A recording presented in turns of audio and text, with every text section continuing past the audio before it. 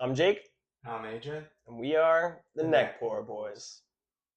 Today we got for you one of the wood finishing series from Maker's Mark. Um, the first one was RC6, which was a 6-year profile. It came to us in September 2019. But this is the 2024 finish, and what specifically the Makers team did was they picked out 10 different staves during the Asian the aging the aging process to give you a robust and just a well-rounded bourbon. Yeah, so you want to pour it up? Give you some notes to come, but it's interesting that they call this a wood finishing series also because they kind of seem to do away with the past 2019 to 2024. Well, I guess the last release was 2023 because like the BEPs, the BRTO 102. Obviously, this is just called the Heart release, so I don't know if they're trying to rebrand or kind of make it different. But I personally wasn't impressed with the BEP. I thought it was a bit hot and kind of Yeah, the grassy. BRT was pretty hot. It But was very aggressive. the BEP, yeah, the BRTO1 I think is awesome. I never had the O2, but I mean most of these releases I think are pretty great. So definitely excited to kind of really get into the notes and nose on this. But uh, smell it up. Classic. Yeah, I love how they just dip them up. Apparently, you can dip your own too at the Yeah, you distillery. gotta pay $1 billion. Yeah. We didn't when we went down, but we actually didn't go to Makers at all. But that definitely seems like a fun experience to actually dip the candle and wax yourself. Um, I was really happy because I thought this was a cellar age for a second. Oh yeah, that's the other The thing. bottle looks exactly It's like got the cellar cellar age age. bottle now, so maybe they're trying to do that rebrand in order to get more of like that fancy high class status of like cellar age. But all of the other ones, like the BEP, BRT, whatever, are more of that circular kind of narrowing down bottle, which is interesting. But I kind of like this more. People have different preferences, but let us know what you think in the comments. Um, I don't want to steal anything from you, but a lot of stone fruit. I'm definitely getting big fruity vibes off the smell, like a hint of vanilla caramel, Yeah, into the but it's not like flavor. super strong.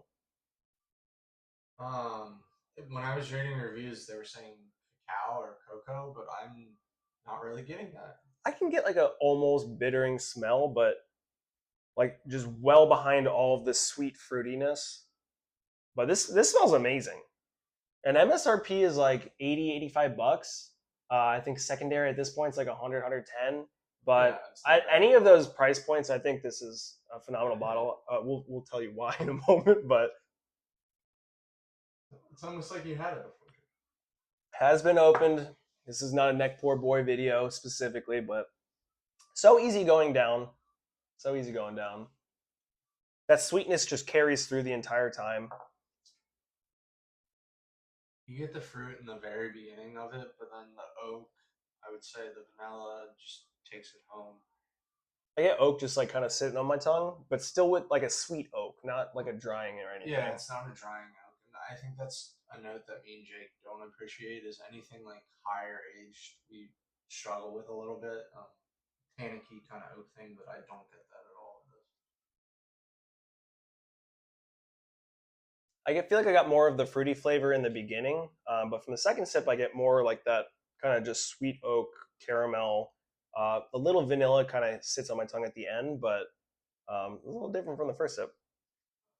A caramel kind of coffee, like a coffee cake. I kind of get coffee, yeah. It's a Like little more bitter not, now. yeah. But it just really hits all the notes that it should, and I think they proved it perfectly. I think it's balanced well too. And yeah, we didn't say what the proof is, but it's 55.8. I'm sorry, yeah, 85%. So it's 111.7 proof.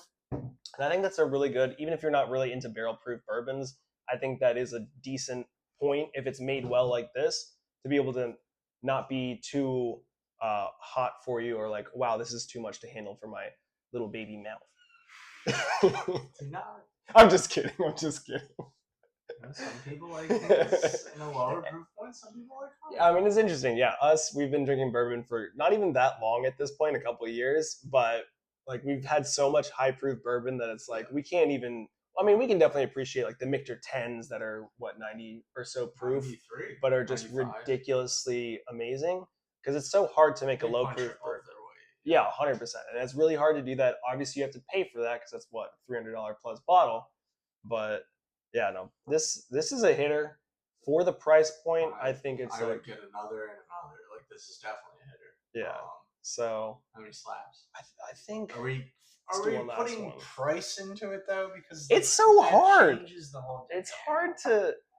I think for every bourbon that we review, I think we need to have that caveat of how much did this cost? Like, okay, this is what I think it is, but overall, it's actually a 6 because it's $2,000 type shit. Yeah. So for the price point and the I think taste, we should do two, just two different Two slap different slaps. values. How many slaps? Yeah, For taste on its own, I think this is hitting, the 7.5, 8 mark of slaps. Like yeah, where we at least 7.5 for sure. Yeah, where we get to the value point, this is like a 9, a 10, where like people are releasing things 150, 200 range. Like this is, I would say, a tier above a daily sipper. Into like that category of I'm gonna reward myself at the end of the week. Yeah, kind of thing. And I think like this, like since it isn't 200 plus, 150 plus, like I think you could make some banging cocktails with this too. Like not even I'm just saying like if it's something where like oh it's 110 proof or 111 proof, I don't want to like just sip on it. Like I'm sure this can make some like superior old fashions or anything like that. So I'm gonna probably go with like around a 9 as well, just value wise.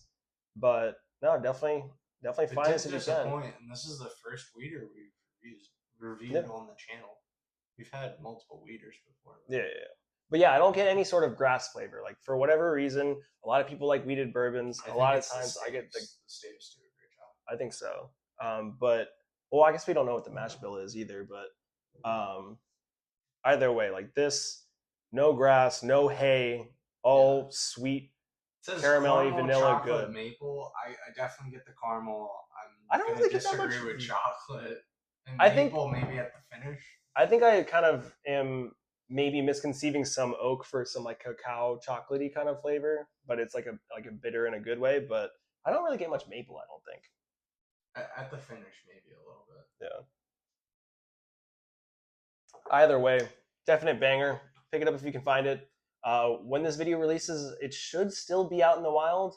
So if you can find it for under 100, definitely grab one. Even if you get it for 110, I mean, I think that's still close. But appreciate it, guys. Follow if you haven't followed. Subscribe.